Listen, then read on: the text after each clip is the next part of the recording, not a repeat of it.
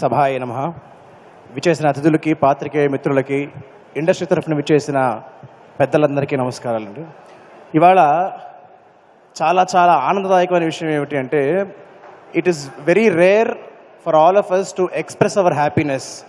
చాలామందికి ఈ విజయం తర్వాత ఒక ఇండస్ట్రీ ద్వారా ఒక పవన్ కళ్యాణ్ గారికి, ఒక చంద్రబాబు నాయుడు గారికి మన ఆనందం వ్యక్తపరచాలి అని చాలామందికి ఉంటుంది. బట్ చాలా విధాలుగా అది చాలామంది కుదరకపోవచ్చు. కానీ ఇవాళ ఈ రోజున ఈ వేదిక సందర్భంగా విశ్వప్రసాద్ గారు కలిగించిన ఈ అమూల్యమైన కానుక, ఇది కేవలం వేదిక కాదు, ఇది చాలామందికి ఒక కానుక. ఎందుకంటే చాలామంది మనసులో మాట ఈ కార్యక్రమం ద్వారా బయటకు వస్తున్నందుకు విశ్వప్రసాద్ గారు thank you so much sir.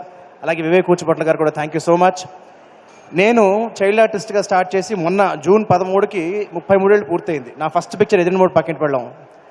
అయితే నేను చైల్డ్ ఆర్టిస్ట్గా యాక్ట్ చేసిన సినిమాలో నేను రామానాయుడు గారితో పనిచేయగాను ఒక సినిమాను.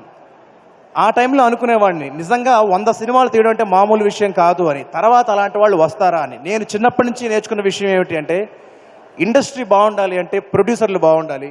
ఇలాంటి ప్రొడ్యూసర్లు బాగుంటే ఇండస్ట్రీ చల్లగా ఉంటుంది. ఇవాళ కోఇన్సిడెంట్లీ నాకు గురుతుల్యులు దాము గారు కూడా చూశాను వాళ్ళు ఇక్కడే ఇదే సభలో. సో ప్రొడ్యూసర్లు బాగుంటే ఇండస్ట్రీ బాగుంటుంది. అండ్ మన ఇండస్ట్రీ, తెలుగు సినిమా ఇండస్ట్రీకి ఒక మగరూపం దాల్చి చూస్తే ఆ మగరూపం ఇవాళ అసెంబ్లీలో ఉంది పవన్ కళ్యాణ్ గారి రూపేణ.